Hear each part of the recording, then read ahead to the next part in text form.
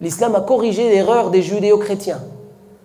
Les judéo-chrétiens disent que c'est Iblis lui-même, Lucifer, qui est resté au paradis et qui s'est adressé sous forme de serpent. Donc il s'est caché de Dieu sous forme de serpent et il s'est adressé à Ève et à Adam. Comme ça, il leur a parlé. Et il est passé par Ève et il a utilisé Ève, Hawa, pour tenter Adam alayhi salam, pour goûter à cet arbre et désobéir à Dieu.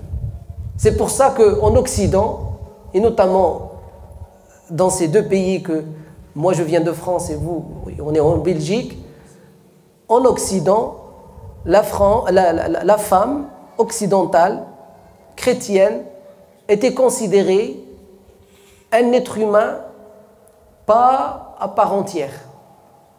Elle n'était pas considérée à part entière humaine. Elle était plutôt considérée démon que être humain. C'est pour ça qu'elle ne rentrait pas à l'église dans les premiers siècles. C'est que les hommes. C'est pour ça qu'elle ne touchait pas aux livres sacrés pendant plusieurs siècles. C'est pour ça qu'elle ne votait pas. En France, c'est récemment qu'elle a commencé à voter et qu'elle a eu le droit de voter. Pourquoi? Parce que derrière, il y a cette histoire infondée et mensongère que c'est à cause de la femme que l'homme a quitté le paradis. Malheur à l'homme qui obéit à sa femme.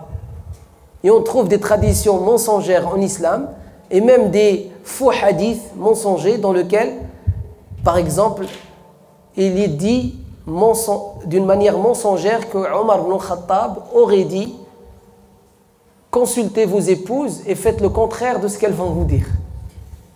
À quoi ça sert de les consulter? Hein? C'est grave. Pourquoi? Parce que c'est un héritage judéo-chrétien que certains musulmans ont pris pour avoir le dessus sur les femmes.